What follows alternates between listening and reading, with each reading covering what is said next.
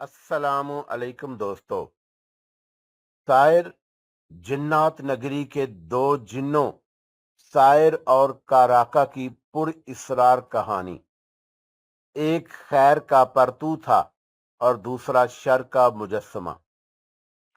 दोस्तों, कहानी में आगे बढ़ने से पहले मेरी आप दोस्तों से गुजारिश है कि चैनल को सब्सक्राइब करें और बेल के आइकॉन को दबाएं ताकि आने वाली वीडियो का नोटिफिकेशन आपको बर वक्त मिले।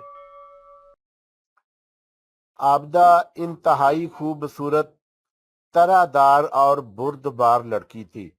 उसकी आंखें बड़ी बड़ी और चेहरा गोल, नाक सतमा और होंठ दिलकश थे। मेरे अंदाजे के मुताबिक उसकी उम्र 22 या 24 साल के दरमियान होगी। वो दो बहनें और दो भाई थे। उसके दोनों भाई शादीशुदा, जबकि आबदा और उसकी छोटी बहन राशिदा की शादियां नहीं हुई थीं। उसका बड़ा भाई नबील अलहदा रिहाइश पजीर था और अपनी फैमिली के साथ खुशो खुरम जिंदगी बसर कर रहा था। उसके दो बच्चे थे। आबदा का दूसरा भाई अख्तर वालदान के साथ रहता था। उसकी चंद महीने कबल ही शादी हुई थी। वो इंतहाई सख्त मजाज नौजवान था। आबदा घर में होती थी। उसने मैट्रिक तक की तालीम हासिल की थी। उसे मजीद पढ़ने का शौक नहीं था, इसलिए उसने तालीम को खैर बात कह दिया। जबकि राशिदा कॉलेज में पढ़ती थी, वो ग्रेजुएशन कर रही थी। आबदा के वालिद टेक्सटाइल मिल में मुलाजमत करते थे।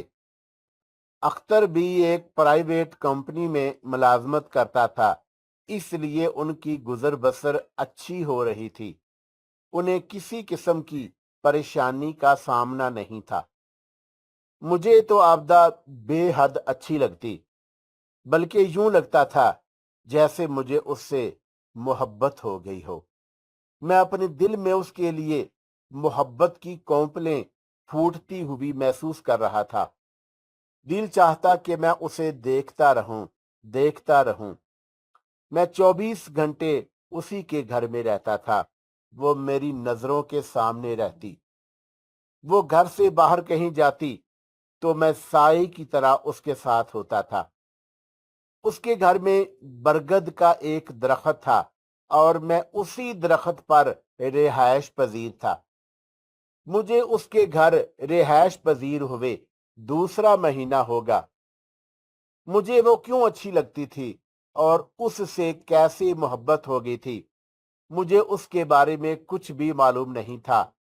अलबत्ता मुझे ये मालूम था कि इन दिनों उसके रिश्ते की बातचीत जारी थी। दोस्तों, मैं अपना तारफ कराना तो भूल ही गया। मेरा नाम साहिर है और मैं एक जिन्नजाद हूं। मेरा बाप जिन्नात नगरी का शहंशाह है और मैं एक शहजादा हूं। हमारी नगरी में जितने भी जिन्नात रहते हैं वो सब इंतहाई नेक और शरीफ हैं। कायनात में कई ऐसे जिन्नजात और जिन्नजादियां भी मौजूद हैं जो इंतहाई शरारती, हसदी और लीचड़ हैं। अगर उनमें से किसी का साया किसी इंसान पर पड़ जाए तो वो आसानी से उसकी जान नहीं छोड़ते, यहां तक कि आदमजाद की जान तक ले लेते हैं।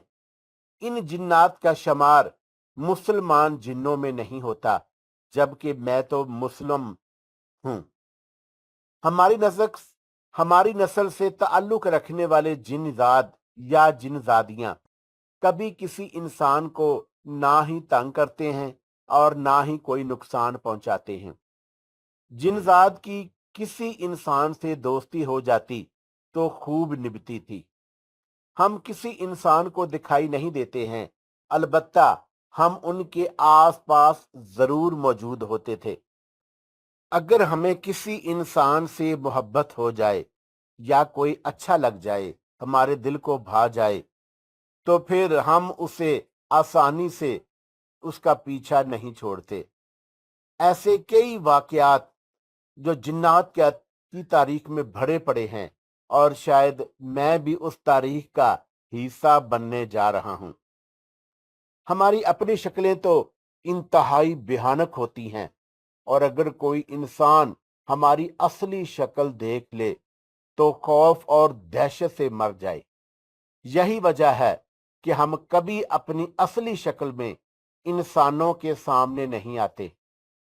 हम अगर इंसानी शक्ल में आना चाहें तो हम किसी इंसान को देखकर उसका रूप धार लेते हैं या रूह की तरह उसके अंदर घुस जाते हैं और वो जो कुछ करता है वो नहीं हम करते हैं। मेरा ख्याल है कि मेरे वालिदैन ने मेरा नाम तायर ठीक रखा था। इसका मतलब था सैर करने वाला, फिरने वाला, और इसके और भी कई मतलब थे, लेकिन सैर करने वाला और फिरने वाला मुझ पर ठीक फिट आते हैं क्योंकि मैं एक सीलानी जिनजाद हूं। मुझे दुनिया के सैर सपाटे करने का बेहद शौक है। यही वजह है कि मैं जिन्नात नगरी से निकलकर दुनिया में आ गया। कुदरत ने मुझे बहुत सी सलाहियतों से नवाजा जिन्हें मैंने कभी इस्तेमाल नहीं किया। मेरी सबसे बड़ी सलाहियत दूर तक देखना, ताहद्दे निगाह आदमजाद या कोई चीज मुझे ऐसी दिखाई देती जैसे वो मुझसे 5 गज के फासले पर मौजूद हो। आपदा के घर में मौजूद बरगद के दरख्त पर रहने से पहले मैं एक जंगल में रहता था और जंगल में सवाई जानवरों के और कोई मौजूद नहीं। जानवरों को देख देख कर मैं उकता गया, इसलिए मैं जंगल से निकलकर सीधा आपदा के घर आ गया था और अब यहां से किसी और जगह जाने को मेरा दिल नहीं मान रहा क्योंकि मेरे दिल में आपदा जो बस गई। उस रोज आपदा की वालदा बेहद खुश थी। वजह यह थी कि चंद रोज पहले शाहान के घर वाले आपदा को देख गए थे और उन्हें आपदा पसंद आ गई थी और वो जल्द अज जल्द शादी करना चाहते थे। इसलिए आज शाहान के घर वाले शादी की तारीख पक्की करने आ रहे थे। आपदा का ये रिश्ता उसकी दूर की रिश्तेदार ने कराया था। शाहान मतमूल घराने का अकलौता बेटा था। उसका एक अपना बिजनेस था। घर में दौलत की रेल पेल थी। इसलिए आपदा के घर वालों को ये रिश्ता बेहद पसंद आया। शादी का सुनकर मैं भी उदास हो रहा था, लेकिन मेरी उदासी की भला किसे परवाह थी। जब आपदा को पता चला कि शाहान के घर वाले शादी की तारीख पक्की करने आ रहे हैं तो वो सीख पा हो गई। अम्मी, मैं अभी शादी नहीं करना चाहती। आप उन्हें बोल दें कि वो अभी ना आए। उसकी अम्मी चौंकी और गुस्से से बोली, क्या कह रही हो आपदा? होश में तो हो। अम्मी, मैं खामोश रहो, अम्मी ने उसे डांटा। मुझे कुछ नहीं सुनना। इतने अच्छे रिश्ते किस्मत वालों को मिलते हैं। अगर ये रिश्ता हाथ से निकल गया तो उम्र भर पछताती रहोगी। आपदा शादी नहीं करना चाहती थी, लेकिन उसकी मां ने उसकी एक ना सुनी। शाम को शाहान के घर वाले आए और शादी की तारीख पक्की हो गई। उनकी शादी 2 माह बाद होना तय पाई। मैं नहीं जानता था कि आपदा के दिमाग में क्या चल रहा है और वो शादी से क्यों इनकार कर रही है, लेकिन कोई बात थी जरूर जिसके बारे में आपदा ने अपनी अम्मी को भी नहीं बताया था। दोनों घरानों ने शादी की तैयारियां शुरू कर दी थी।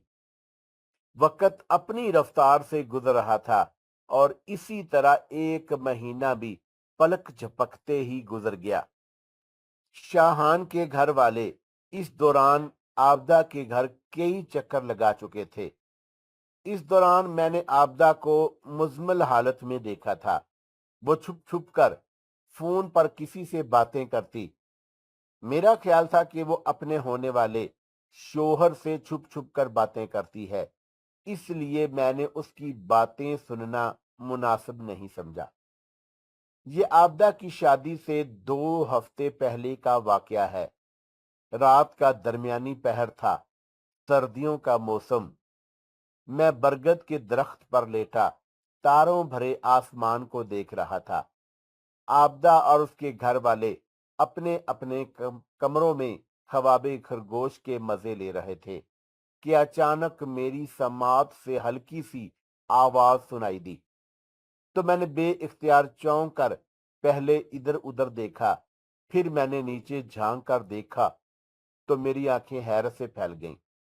मुझे अंदरूनी कमरे का दरवाजा खुलता हुआ दिखाई दिया। दूसरी तरफ कोई मौजूद था जो इंतहाई एहतियात से दरवाजा खोल रहा था। मैं चंद लम्हे नासमझी की कैफियत में देखता रहा, फिर मैं बलाखेजी से दरख्त से नीचे उतरकर दरवाजे के सामने खड़ा हो गया। दरवाजे का एक पट खुला हुआ था और दूसरी तरफ राहदारी में अंधेरा दिखाई दे रहा था। ये राहदारी कदरे वसी और लंबाई के रुख पर थी और उसके दोनों अतराफ में कमरे बने हुए थे। इससे पहले कि मैं आगे बढ़कर अंदर झांकता, उसी लम्हे कोई बाहर निकल आया और मैंने उसे फौरन पहचान लिया। वो आबदा थी। उसने खुद को स्याह रंग की बड़ी सी चादर में लपेट रखा था। उसने दाएं हाथ में छोटा सा स्याह रंग का एक सफरी बैग उठाया हुआ था। परेशानी और खौफ उसके हसीन चेहरे पर मतरशे था, लेकिन उसकी आंखों में अजीब सी चमक थी जो मेरी समझ से बालातर थी। मेरे दिमाग में मुख्तलिफ सवालात कसमसा रहे थे, लेकिन समझ कुछ नहीं आ रहा था। आबदा ने एहतियात से दरवाजा बंद किया और फिर वो दबे कदमों चलती हुई दरवाजे की तरफ बढ़ गई, बैरूनी की। मैं सोचने लगा कि रात के इस पहर आबदा सफरी बैग लेकर कहां और किस तरफ जा रही है। मेरे दिमाग में एक ख्याल आया और मैंने फौरन ही फैसला कर लिया कि मुझे आबदा का पीछा करना चाहिए। चुनाचा मैं भी आबदा के पीछे पीछे चल दिया। रात के इस पहर कहां जा रही हो आबदा? मैंने आबदा को पुकारते हुए कहा, लेकिन मेरी आवाज सिर्फ मुझे ही सुनाई दी। जाहिर है वो कैसे सुन सकती थी। बाहर निकलने के बाद उसने दरवाजा बंद किया और तेज तेज कदमों से चलती हुई आगे बढ़ती चली गई। मैं भी उसके पीछे था। अब उसने स्याह चादर से अपना चेहरा भी छुपा लिया और उसकी सिर्फ आंखें ही दिखाई दे रही थी। गली में सन्नाटे का राज था। कहीं कहीं स्ट्रीट लाइट जल रही थी। ज्यादातर गलियों में अंधेरा ही था, मगर आबदा किसी भी चीज की परवाह किए बगैर तेज तेज कदमों से चलती हुई आगे बढ़ती चली जा रही थी। मुख्तलिफ गलियों से होते हुए सड़क के एक तारीक गोशे में पहुंचकर वो इधर उधर देखने लगी। सड़क पर भी सन्नाटे का राज था। कहीं कहीं किसी कुत्ते के भौंकने की आवाज सुनाई दे रही थी तो खामोश फिजा मुर्तश हो जाती थी। मैंने आबदा के करीब जाकर उसका चेहरा देखा तो वो खासी खौफ ज़दा दिखाई दे रही थी। यकीनन उसका दिल भी धड़क रहा था। वो चंद लम्हे इधर उधर देखती रही और फिर उसने सड़क पर चलना शुरू कर दिया। वो बस अड्डे पर पहुंची तो मैंने एक तवील सांस लिया। बस अड्डा उसके घर से 6 किलोमीटर के फासले पर था। जब वो बस अड्डे पर पहुंची तो सुबह की अजानें सुनाई दे रही थीं। अड्डे पर मुख्तलिफ शहरों को जाने वाली बसें तैयार थीं। अब सारी बात समझ आ गई थी कि शायद वो कहीं जा रही थी, लेकिन वो अकेली क्यों जा रही थी और उसके साथ उसका भाई या बाप क्यों नहीं आया? इस बात ने मुझे उलझा दिया। आबदा भी एक बस में सवार हो गई तो मैं भी उसके पीछे चलता हुआ बस में सवार हो गया। बस में चंद अफराद सवार थे जिनमें मर्द, औरतें और बच्चे शामिल थे। ड्राइवर और कंडक्टर करीबी होटल पर बैठे चाय नोश कर रहे थे। आधे घंटे के अंदर अंदर बस भर गई तो ड्राइवर और कंडक्टर भी आ गए और बस अपनी मंजिल की तरफ रवां दवां हो गई। बस की मंजिल मियां चन्नू थी। मैं आपदा के करीब ही खड़ा था और मैंने उसका बगौर जायजा लिया तो उसकी आंखों में खौफ के साथ साथ उदासी भी दिखाई दी। तकरीबन 2.5 घंटे के सफर के बाद बस मियां चन्नू पहुंच गई। बस से उतरने के बाद आपदा एक तरफ जाकर खड़ी हुई और मतलाशी नजरों से इधर उधर देखने लगी।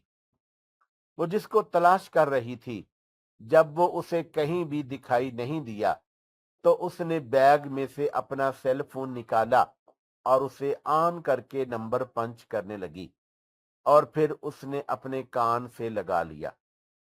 मैंने भी अपना कान सेल फोन के करीब कर लिया और मुझे दूसरी तरफ से जाती हुई बेल वाज़ेह तौर पर सुनाई दी। हेलो, कहाँ हो तुम? राबता होते ही उसने पूछा। दूसरी तरफ से किसी लड़के की आवाज सुनाई दी। क्या तुम पहुंच गई हो? हाँ, लेकिन तुम मुझे कहीं भी दिखाई नहीं दे रहे, आबदा ने कहा और उसने एक बार फिर अपनी नजरें इधर उधर दौड़ाईं। कहाँ हो तुम? मैं घर पर हूं।